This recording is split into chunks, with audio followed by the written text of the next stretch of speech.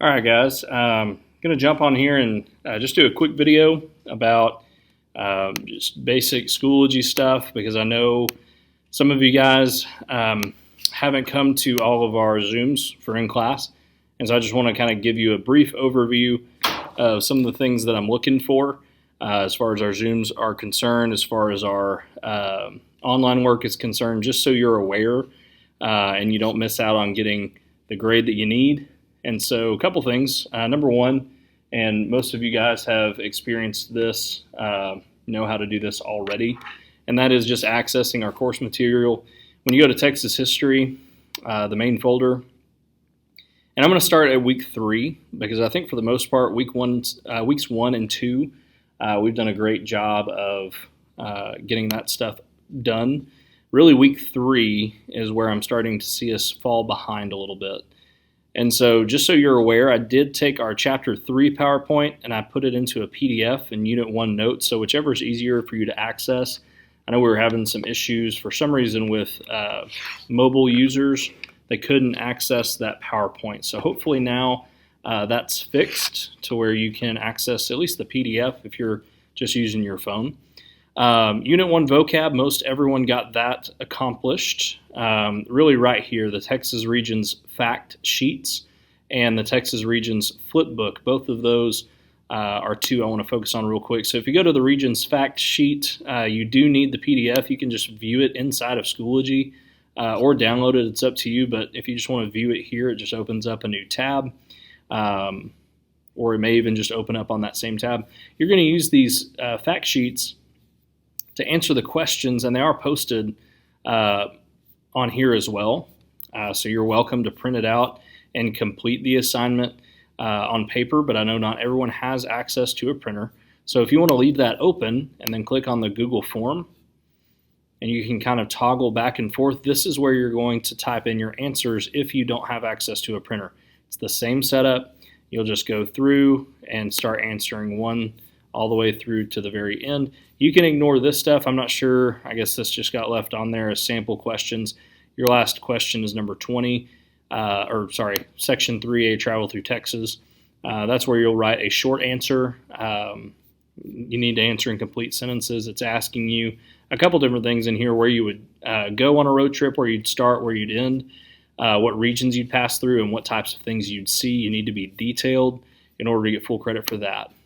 So that's one major assignment that I'm noticing quite a few folks are not submitting, or at least haven't so far. And then the Texas Regions Flipbook is the next one. And so it's the same idea. There's a PDF for you to view if you'd like.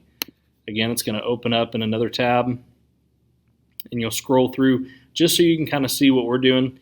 It looks kind of girly. This is just the person that we purchased this activity from. But here you've got even sources that you can use to help fill in the blanks, but you'll also use that Texas Regions fact sheets to help you fill in this as well. So this, I wanted to give you the copy of what we're doing in class so you could kind of see it, but you'll actually fill out the information on a Google form as well. Okay, so it's the same thing.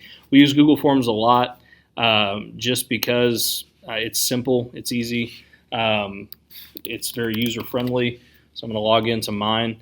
If you don't have a Google account already, which you should, based on what we've been doing so far, the school has provided Google access.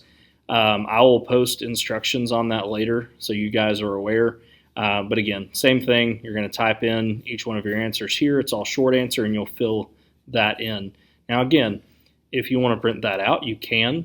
Color it in, fill it in, whatever you need to do. It might be beneficial for you to do that if you're wanting to keep it long term instead of just having to come back to this Google form every single time.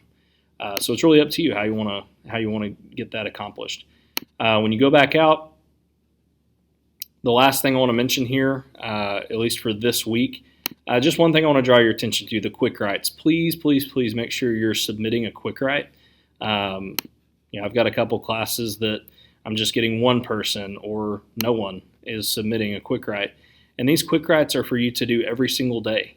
As long as when you zoom in, if you see on screen that we have a quick write, then you're expected to do a quick write along with us. So you need to make sure you're responding to those.